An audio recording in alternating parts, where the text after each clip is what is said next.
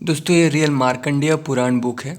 तो पिछले वीडियो पे हमने यहाँ तक पढ़ा था, उसके बाद यहाँ से कंटिन्यू करते हुए शुरू करते हैं ये चैप्टर स्वयंभू मनवंतर कथन। अब मनवंतर क्या होता है? 71 चतुर्युगों को एक मनवंतर कहा जाता है। मतलब 71 चतुर्युगों में एक मनवंतर होता है। एक कल्प के अंदर बहुत सारे मनवंतर होते हैं और मनवंतर के अंदर बहुत सारे चतुर्युग, माने चारों युग मिला के एक युग को कहा जा रहा है चतुर्युग। मनवंतर के भीतर 71 चतुर्युग होते हैं। पिछले वीडियो पे हमने कल्प कितना होता है वो पढ़ा था, इसमें भी दिया होगा तो पढ़ेंगे। पिछले सारे वीडियो रामायण महाभारत वेद पुराण अगर शुरुआत से पढ़ना चाहते हो तो वीडियो के नीचे चैनल के नेम या पिक्चर पे क्लिक कीजिए या चैनल का नाम यूट्यूब पे सर्च करके प्लेलिस्ट ऑप्शन पे जाइए। कुछ तो के बोले भगवान, आपने जिस स्वयंभू मनवंतर का विषय कहा उसे भले प्रकार सुनना चाहता हूँ।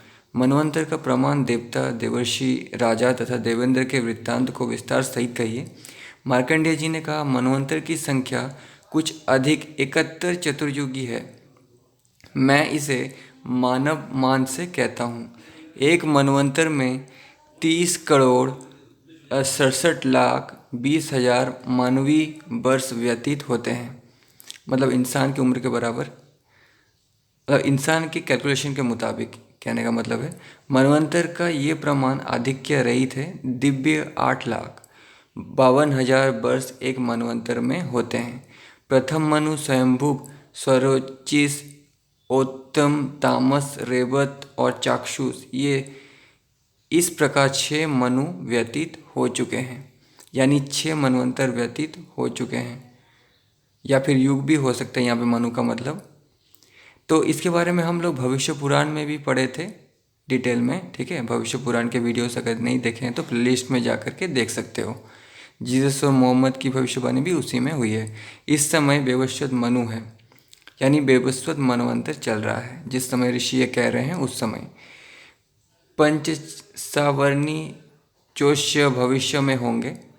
इन सब का पूरा वृत्तांत मनवंतरों का वर्णन करने में कहूँगा।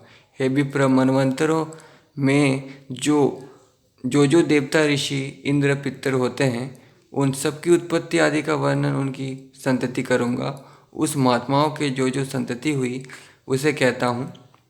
स्वयंभू के 10 पुत्र उन्हीं के समान उत्पन्न हुए। उन्होंने इस सप्तद्वीप, पर्वत, समुद्र और खानों से संपन्न पृथ्वी को वर्षों में विभाजित किया था। पहले भी स्वयंभू मनवंतर में त्रेतायुग के आरंभ में स्वयंभू के पौत्रों अर्थात प्रियव्रत के पुत्रों ने भी इसी प्रकार किया था। प्रियव्रत की प्रजावती नाम की अत्यंत सौभाग्यशाली कन्या के गर्भ से 10 पुत्र और 10 कन्याएं उत्पन्न हुई। इन दोनों कन्याओं का नाम सम्राट और कुक्षी हुआ और उनके 10 भाई भी अत्यंत शूर और प्रजापति के तुल्य थे। उन 10 के नाम अग्निग्र, मेघातिथि, वपुष्मान, ज्योतिष्मान, द्युतिमान, भव्य और सवन तथा सबसे छोटे मेधा, अग्निबाहु और मित्र हुए। ये तीनों जन्मों से ही योग परायण हुए और उन 7 को राजा प्रियव्रत ने 7 द्वीपों का राज्य प्रदान किया। जहाँ ये धर्मपूर्वक राज्य करने लगे, अब उन द्वीपों के विषय में कहता हूँ। अर्थात राजा ने अग्निग्र को जम्बूद्वीप का तथा मेघातिथि को लक्षद्वीप का राज्य दिया। वपुष्मान को सालमली द्वीप, ज्योतिष्मान को कुश द्वीप, द्युतिमान को कौंच द्वीप और भव्य और शाक द्वीप का राजा बनाया और सवन को पुष्पक द्वीप दिया। इसी सवन के 2 पुत्र उत्पन्न हुए जिनका नाम मेधावी और घातकी हुआ। राजा सवन ने अपने दोनों पुत्रों के लिए पुष्कर द्वीप को 2 भागों में विभक्त कर दिया। साक्र के राजा भव्य के 7 पुत्र हुए। अब उनके नाम कहता हूँ, जो क्रमशः जलद कुमार, सुकुमार, मनोबक, कुशोत्तर, मेधावी और महाद्रव नाम से हुए। उन राजा ने अपने शाक द्वीप के 7 भागों में विभक्त करके 7 पुत्रों में बांट दिया। वो 7 भागी ही सप्तवर्ष कहकर उन्हीं के नाम से प्रख्यात हुए। इसी प्रकार कौंच द्वीप के राजा द्युतिमान के 7 पुत्र उत्पन्न हुए। उनके भी नाम बताता हूँ। वे क्रमशः कुशल, मनुक, उष्ण, आकार, अर्थकारक, मुनि और दुदुम्बी नामक हुए। कौंज द्वीप को भी 7 भागों में बांटा गया। ज्योतिषमान ने 7 पुत्र के नाम के अनुसार ही कुश द्वीप का विभाग किया, जिसके नाम सुनो: उद्दीपव, वैष्णव, सूरत, लंबन, द्युतिमत, प्रभाकर और कपिल। ये 7 नाम हुए। तथा शाल्मली के राजा बपुष्मान के भी 7 ही पुत्र हुए। उनके भी नाम क्रमशः श्वेत, हरित, जीमूत, मानस, विद्युत, तामस और केतुमान हुए। उस द्वीप के भी 7 भाग होकर इन्हीं के नामों पर सप्तवर्ष हुए। और प्लक्षद्वीप के राजा मेधातिथि के भी 7 पुत्र हुए। उन्होंने भी प्लक्षद्वीप को 7 भागों में विभक्त किया। वहाँ भी इनके नाम से वर्ष प्रसिद्ध हुए। उनके नाम थे शाकंभव, शिशिर, सुखोदय, आनंद, शिव, क्षेमक और ध्रुव। तथा प्लक्ष, साल्मनी, कुश, कौंज और शाक, इन 5 द्वीपों में और इनके विभागों में वर्णाश्रम धर्म सदा स्थित रहता है और स्वभाव से ही वहाँ हिंसा नहीं होती। हिमालय के अतिरिक्त किमपुरुषादि वर्ष में सुख, पूर्णायु, जल और धर्म सदैव स्थित रहता है। हे विप्रवर, इन 5 द्वीपों में संपूर्ण धर्म साधारण रूप से विद्यमान है। जिन अग्निग्र को अपने पिता के जम्बूद्वीप मिला था, उनके प्रजापति तुल्य 9 पुत्र उत्पन्न हुए थे। सबसे बड़ा नाभि, उससे दूसरा किमपुरुष, तीसरा हरि, चौथा इलाबुत, 5वां रम्य, छठवां रव्य, 7वां हिरण्यकुरु, 8वां भद्र और 9वां केतुमाल हुआ। इन सब के नामों पर ही वर्ष बने, यानी एक वर्ष इनके नाम पे ही बने। हिमालय के अतिरिक्त जो किमपुरुष है उनको सिद्ध स्वभाव से ही तथा सुख बिना यत्न के ही उपलब्ध है। उनको विपर्यय अथवा वृद्धावस्था और मृत्यु से उत्पन्न होने वाला भय उपस्थित नहीं होता। वहाँ धर्म अधर्म, श्रेष्ठ, मध्यम या निम्न रूप में विभाग और चारों युगों होते हैं। ऋतु विभाग भी नहीं है। अग्निग्रह के पुत्र नाभि के ऋषभ नामक पुत्र हुआ। ऋषभ के पुत्र भरत हुए। ऋषभ ने अपने पुत्र भरत को राज्य देकर संन्यास ग्रहण कर लिया। इन महाभाग ने पुलाश्रम में निवास पूर्वक तप किया था। हिम नामक दक्षिण वर्ष को उनके पिता ने भरत को दिया था, इसलिए उन्हीं के नाम पर भारतवर्ष हुआ है। भरत के एक पुत्र हुआ, इसका नाम सुमति था। भरत ने भी सुमति को राज्य देकर वनगमन किया। इसी प्रकार पौत्र तथा प्रियव्रत के पुत्र ने स्वयंभू मनवंतर में सप्तद्वीपा पृथ्वी का निरंतर भोग किया। पूर्व मनवंतर में ये स्वयंभू सर्ग का सम्यक वर्णन हुआ। अब और क्या कहूँ।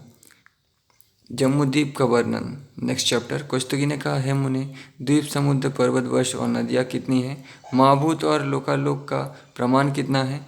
तथा चंद्रमा और सूर्य के न्याय का परिमाण और गति का प्रकार क्या है? हे महामुनि, विस्तार सहित इनका वर्णन करिए। मार्कंडेय जी ने कहा, ये संपूर्ण पृथ्वी 50 करोड़ योजन विस्तार वाली है। उन सभी स्थानों का विषय वर्णन करता हूँ, उसे सुनो।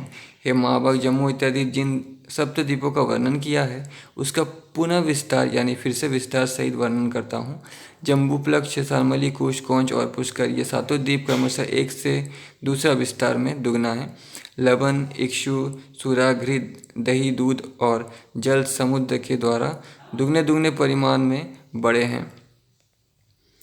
जम्बूद्वीप का आकार परिमाण बताता हूँ। ये विस्तार दीर्घता व्यास में 1 लाख योजन का है। उसके वर्ष, पर्वत, हिमवान, हेमकूट, ऋषभ, मेरु, नील, श्वेत और श्रृंगी, ये 7 है। मध्य में 2 लाख योजन विस्तार वाले 2 महान पर्वत हैं। उनके दक्षिण और उत्तर में 2 पर्वत हैं, वो परस्पर 10-10 हजार न्यून संख्यक हैं। तथा अन्य पर्वत 2000 योजन ऊंचे और इतने ही विस्तार वाले हैं।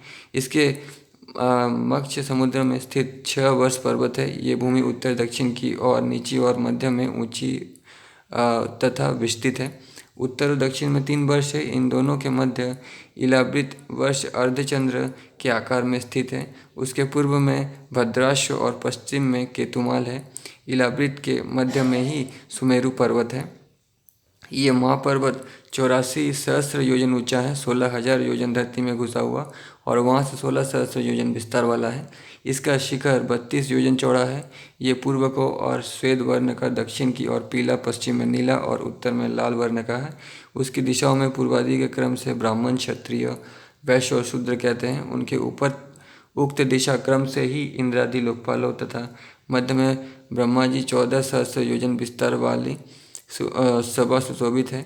इसके नीचे पूर्वादि दिशाओं में 10 सहस्त्र योजन ऊंचे लार विषकुंभ पर्वत है। इनके नाम मंदर, गंधमादन, विपुल और सुपार्श्व है। इन 4 पर्वतों पर 4 वृक्ष क्रमशः कदम्ब, जामुन, पीपल और बरगद केतु के समान स्थित हैं। ये पर्वत 11 सहस्त्र योजन परिमाण के हैं।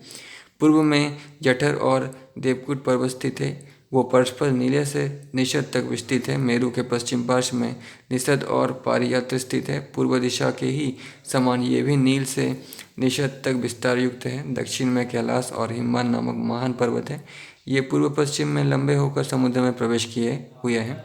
उत्तर में सिंगवान और जारूदी है। ये भी दक्षिण दिशा में के ही समान ही समुद्र तक विस्तार किए हुए हैं। हे विप्रश्रेष्ठ, 8 पर्वतों का नाम यही है जो तुम्हारे प्रतीक है, तथा हिमवान और हेमकूट आदि पर्वत परस्पर में है, 9 सहस्त्र योजन तक विस्तृत है। ये सभी पर्वत मेरु के चारों ओर तथा इलावृत के मध्य में है। गंधमादन पर्वत से गजदेह जैसे जामुन के फल शिखर के नीचे गिरते हैं। उनके रस से उत्पन्न होने वाली नदी जमुनदी कही जाती है। इसी नदी से जमुनद उत्पन्न हुआ है। सुमेरु पर्वत की चारों ओर परिक्रमा करती हुई वह नदी उस जामुन के वृक्ष के नीचे प्रवाहमान है। वहाँ रहने वाले मनुष्य उसी का जल पीते हैं। भद्राश्व में अश्वशिरा, भारत में कृमिकीर्ति, विष्णु केतुमाल बराह और उत्तर में मत्स्य के स्वरूप में भगवान नारायण प्रतिष्ठित हैं। इन चारों पर्वतों में नक्षत्र और ऋषि स्थित हैं तथा नक्षत्र का जाना आना रहता है और उन ग्रह का श्रेष्ठ या निष्कट फंसे भी होता रहता है। दोस्तों नेक्स्ट चैप्टर जम्बूद्वीप के वन पर्वत आदि, ये इसके बारे में हम नेक्स्ट वीडियो पे बात करेंगे। वीडियो बड़ा हो गया इसलिए।